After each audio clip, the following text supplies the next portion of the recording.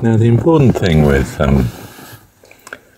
this sort of discourse is not that what I present is to be right,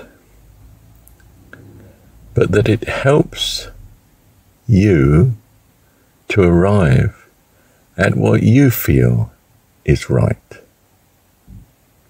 And then you live accordingly, according to what you feel is right. And in the experience of such living, you start to modify your view yet again. And that's what we're doing here. I was going to say here doing, but we are learning. We're developing.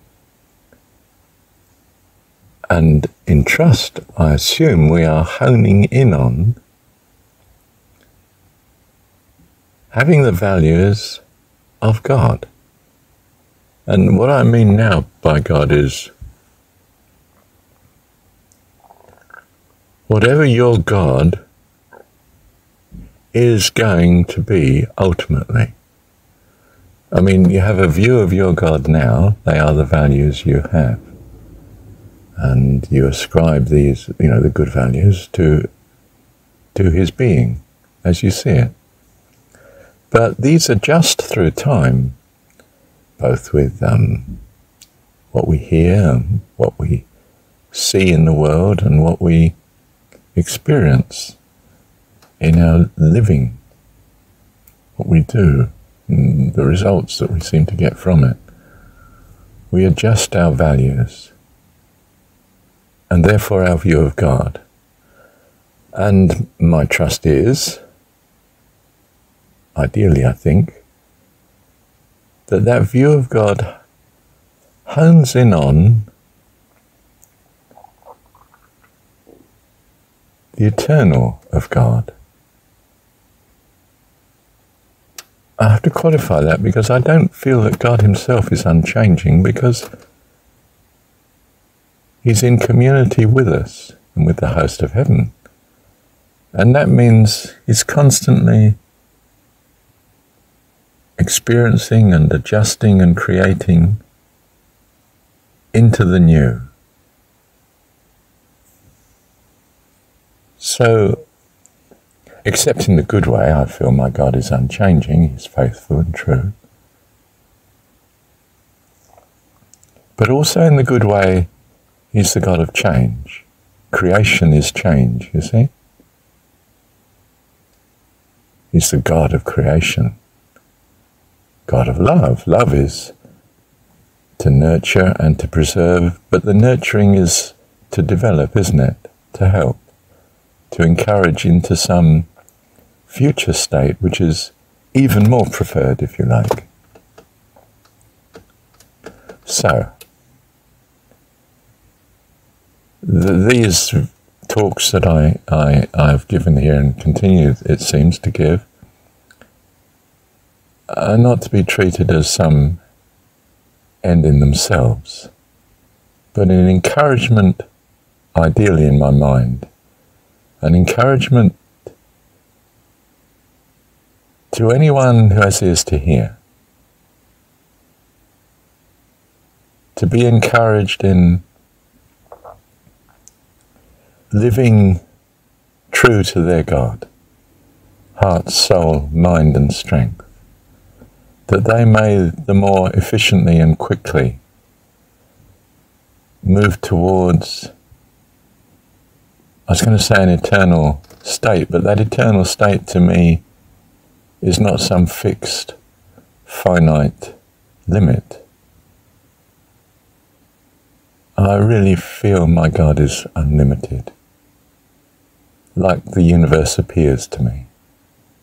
It appears without end, even though I can't see beyond a certain distance, because my mind leads me to believe that there could well be beyond what I can see.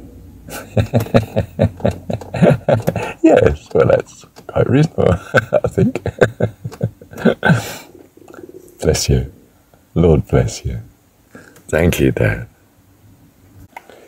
Now it's a beautiful day. I'm sitting here in front of the school that my 9-year-old daughter's at, Rudolf Steiner School, Waldorf. And I remember the days when I used to teach in schools beyond yard duty. Except this is a primary school, well, largely anyway. No, it actually goes through to about whatever age it does go to, 15 or something. And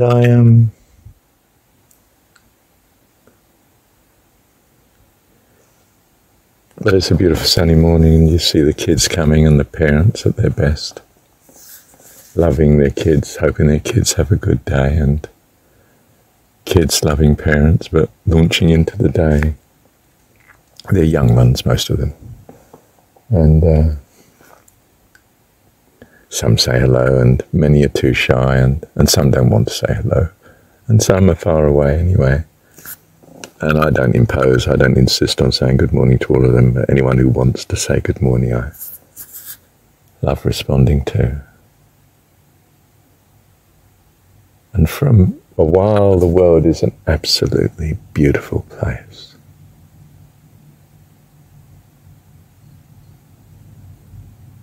And we have to hold that in mind, that we are children too,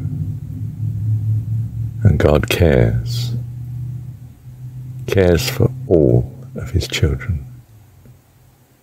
And that includes you, of course, and me. Our God is not just awesome God. He's a lovely God, and a God of love and kindness.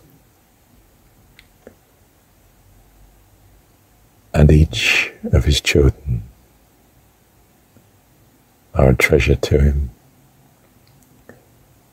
And given he is God, there is nothing that can stop him bringing each to life eternal.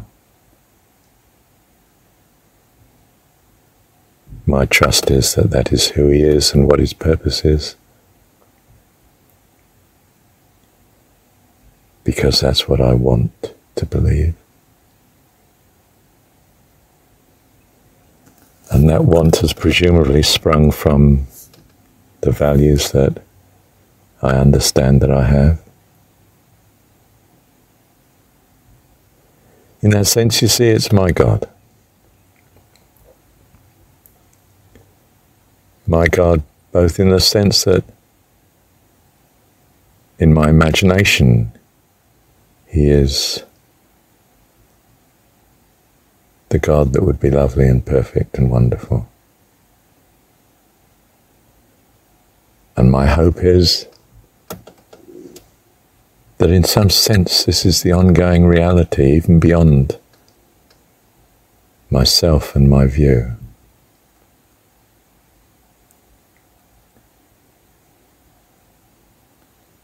I believe we're all like that. We have imposed on us, as I've said elsewhere, a view of God of someone else's view, or some other held view, or imposed. And that distracts us from our God.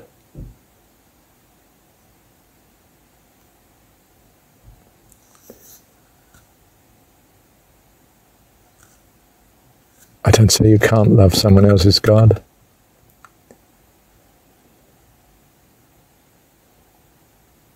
But it's your God that is something of you. It's a partial view of the universe and God, etc. But it's your view.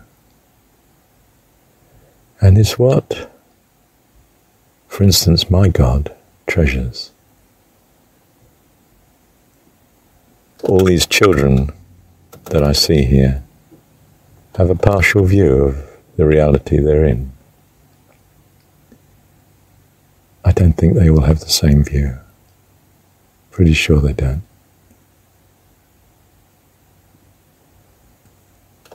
But we treasure each one. And who are they? They are the view and the values that they have. This is their personhood as it appears in the world we live in. This is how I recognize them, how I know I'm dealing with them.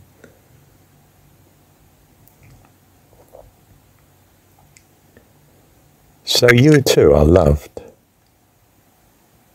not in spite of your view of God and the universe and reality and so on and so forth, but because of your view. You see, He loves you.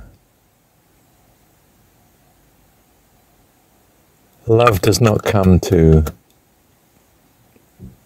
press and change. Love comes to encourage you to blossom into the wonderful person that I trust you're going to be. And we're all trusting slightly different things. My mum was trusting me to be an officer in the army, would you believe? My dad was trusting me to become a businessman like him in the city of London, be a significant player.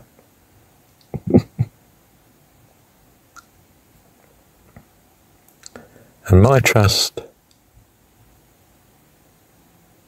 is that I come to love my God with all my heart, soul, mind and strength, and to love all that He would love and value.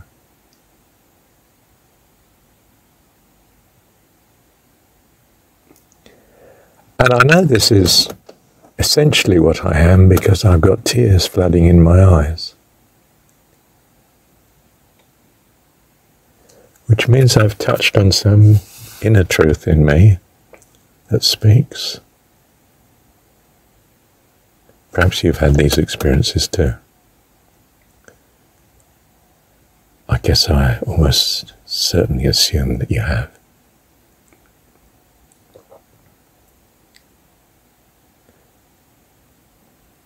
Bless you. Know in your heart that your Heavenly Father loves you.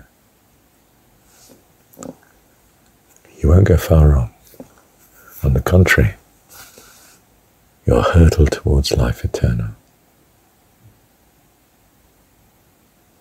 This is my trust. Perhaps it's your trust too. Bless you. Lord bless you and keep you. May the eternal sunshine of His presence fill you with all joy and blessing and peace, goodness without end.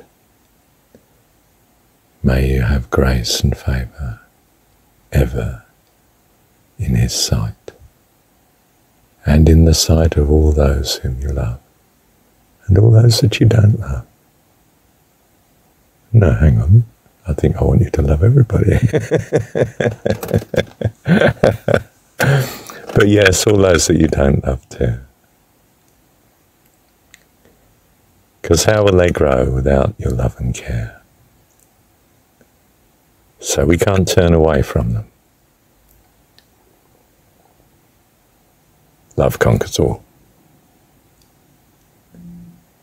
That is our hope and our trust. Thank you, Dad.